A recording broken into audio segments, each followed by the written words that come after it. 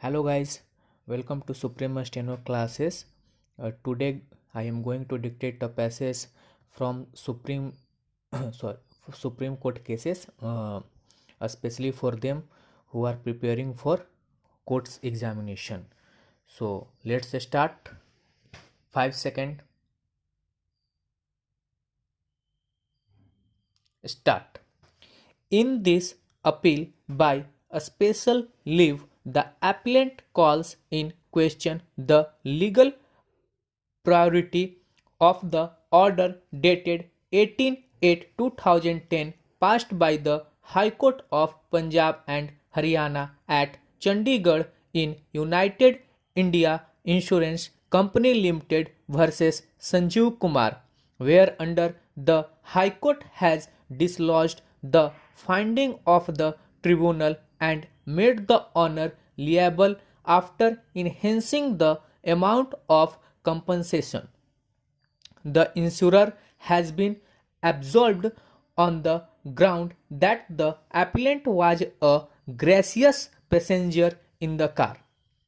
It is submitted by Mr. Yadunandan Bansal, learned counsel, appearing for the appellant, that the controversy is covered by the two-judge bench decision in National Insurance Company Limited versus Balakrishnan, wherein the court has held thus.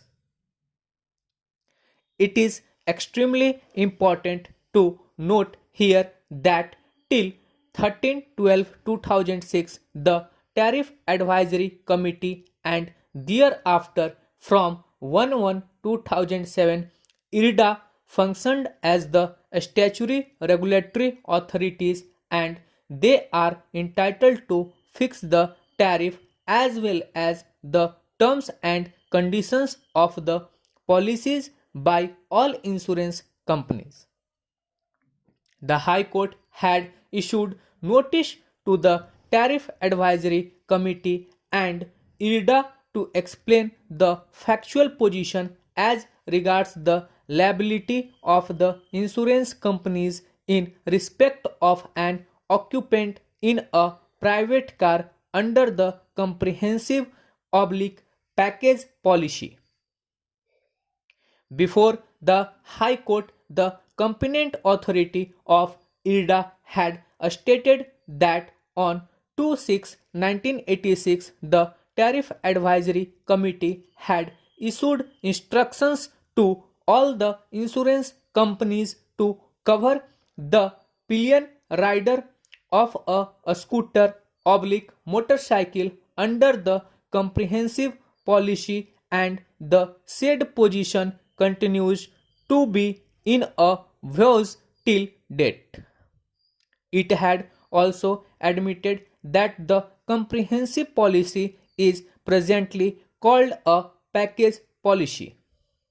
It is admitted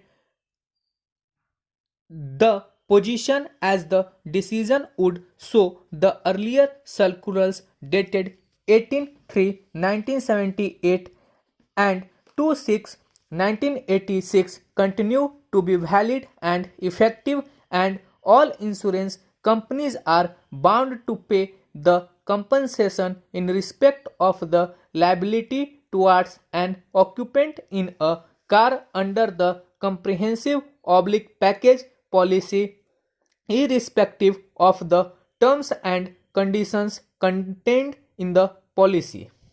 The competent authority of IRDA was also examined before the High Court, who stated that the circulars dated 18/3/1978 and 2/6/1986 of the Tariff Advisory Committee were incorporated in the Indian Motor Tariff effective from 1/7/2002, and they continue to be operative and binding on the insurance companies.